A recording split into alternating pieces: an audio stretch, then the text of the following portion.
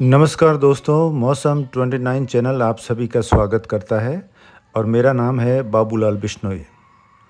आज के मौसम पूर्वानुमान के इस बुलेटिन में हम बात करेंगे भारत में मौजूद मौसमी तंत्र की, डिप्रेशन का प्रभाव आगे किन राज्यों में होगा और उसका भी विश्लेषण हम करेंगे और सितंबर में मानसून वापसी की कोई संभावना अभी तक नहीं बनती हुई दिखाई दे रही, इसका भी विश्लेषण करेंगे और विस्तार से बात करेंगे नए सिस्टम के ट्रैक और राजस्थान के भागों पर इसका कितना और कैसा असर कब रहेगा, इसकी भी जानकारी आपको आज के इस वीडियो में देंगे। और इसके साथ साथ हम आपको जानकारी देंगे कि राजस्थान के कौन से बांधों पर चादर चल रही है और कौन से बांध अभी तक भरे नहीं हैं। तो आइए पहले जानते हैं मौसमी तंत्र के बारे में। इस समय डीप डिप्रेशन बन चुका है पश्चिमी बंगाल के कोलकाता के ऊपर और इसके प्रभाव से तेज़ हवाओं के साथ बिहार, पश्चिमी बंगाल, पूर्वोत्तर राज्य और उड़ीसा और पूर्वी उत्तर प्रदेश के कई क्षेत्रों में आने वाले 36 से 72 घंटों में ज़बरदस्त बारिश होने की संभावना है। और ये सिस्टम जो आगे बढ़ेगा मध्य भारत की ओर, फिर इसका ट्रैक जो है वो राजस्थान के कोटा संभाग की तरफ बढ़ने के आसार ज़्यादा लग रहे हैं। और इसके लिए राजस्थान में सभी मौसमी प्रणालियाँ अनुकूल हैं कि राजस्थान के मध्य भागों तक पहुंच जाए। इसकी बात भी हम आगे विस्तार से करेंगे। तो अब देखते हैं राजस्थान के मौसम के बारे में। ये डिप्रेशन अगले कुछ घंटों में कमज़ोर होकर डीप डिप्रेशन बनेगा, उसके बाद में वेलमार्क और फिर लो प्रेशर बन जाएगा। और ये लो प्रेशर बनते हुए राजस्थान के पूर्वी भागों की तरफ बढ़ेगा। तो आगे बढ़ने के लिए फ़िलहाल अनुकूल परिस्थितियाँ बनती हुई दिखाई दे रही है। और आप देखें तो इस समय राजस्थान के जो पश्चिमी भाग है, यहाँ पर दक्षिणी पश्चिमी हवाओं का चलन तेज़ी के साथ है और अपने साथ अरब सागर से नमीदार हवाएं यहाँ पर पहुँच रही है। और 2-3 दिन में पाकिस्तान के उत्तर मध्य भागों पर एक एंटी साइक्लोन बन सकता है। उसका असर इतना ज़्यादा नहीं होगा क्योंकि ये हवाएं काफ़ी प्रबल रूप से बनी हुई है राजस्थान के भागों पर। तो आने वाले सिस्टम के लिए ये अनुकूल स्थितियां हैं। तो इस सिस्टम का जैसा कि मैप में दिखाया गया है कि ज़्यादातर जो मौसम के मॉडल है वो यही दिखा रहे हैं कि ये कोटा संभाग से आगे बढ़ता हुआ एक संभावना यह है कि नागौर के आसपास जाके ये सर्कुलेशन के रूप में रहे और समाप्त हो जाए। दूसरी संभावना है कि जोधपुर के दक्षिण से ये निकले जालोर सांचौर की तरफ जाकर समाप्त हो। और एक संभावना ये भी है कि ये राजस्थान के डूंगरपुर बांसवाड़ा से होते हुए उत्तर गुजरात की तरफ जाकर समाप्त हो जाए। लेकिन सबसे ज़्यादा संभावना यह है कि ये कम से कम ब्यावर और पाली के बीच वाले स्थानों पर चाहे सर्कुलेशन के रूप में भी पहुँचे, लेकिन पहुँचेगा ज़रूर। और तब तक राजस्थान में ये हवाएं, दक्षिणी पश्चिमी हवाएं चलती रहेगी और एक ट्रफ निर्मित होगी जो बीकानेर से नागौर कोटा होते हुए। तो उस समय राजस्थान के पूर्वी, उत्तरी, मध्य, दक्षिणी और जालोर, बाड़मेर के आधे हिस्से, बालोतरा, जोधपुर तक भी बारिश होने की प्रबल संभावनाएं अभी के आकलन से बनती हुई दिखाई दे रही है। इस सिस्टम का व्यापक असर 18 से लेकर 21 सितंबर तक राजस्थान के पूर्वी, दक्षिणी और मध्य भागों पर देखने को मिल सकता है। हमारी नज़र इस पर बनी हुई है। कोई भी फेरबदल होता है तो हम आपको इस समय समय पर अवगत कराते रहेंगे।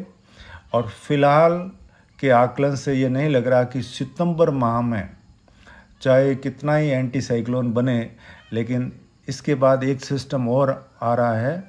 तो ये जो मानसूनी हवाएं हैं, नए मौसमी तंत्रों के प्रभाव की जो हवाएं हैं, पूर्वी हवाएं, वो सूखी हवाओं को आगे बढ़ने से, राजस्थान के इलाकों में बढ़ने से रोकेगी और मानसून वापसी की संभावना सितंबर माह के अंतिम सप्ताह तक बिल्कुल भी नहीं लग रही है, ऐसा मौसम 29 का मानना है।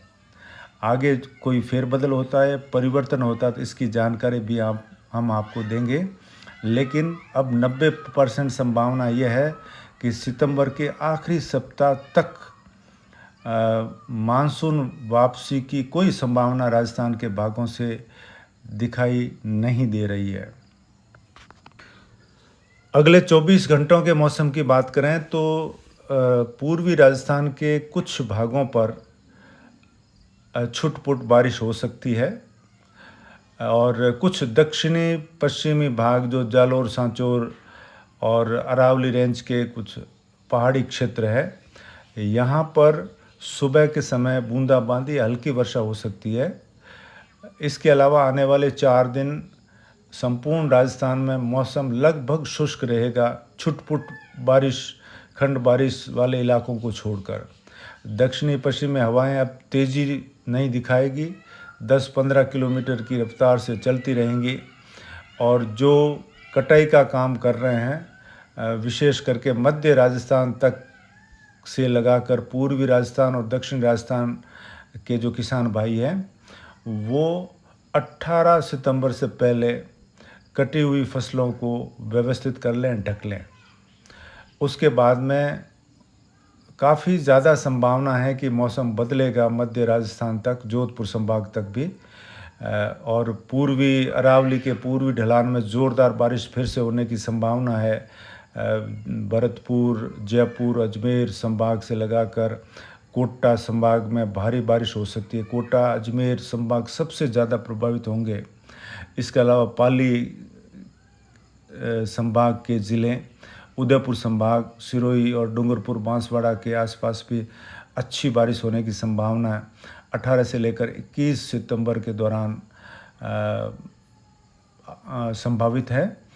और इस समय पश्चिमी राजस्थान के बांधों की बात करें तो जवाई बांध का गेज जो है वो आने वाले दिनों में भराव क्षमता के आसपास होने की प्रबल संभावना लग रही है और इस समय 50 फीट को क्रॉस कर चुका है जवाई बांध। इसके अलावा जो फुलाद बांध पर चादर चल रही है, हेमावास बांध के भी संपूर्ण रूप से भरने की सूचना हमें प्राप्त हुई है। सरदार समंद बांध ओवरफ्लो हो चुका है और जसवंत सागर बांध यानी पिचियाक बांध जो बिलाड़ा के पास है वो भी भर चुका है, उस पर चादर चल रही है।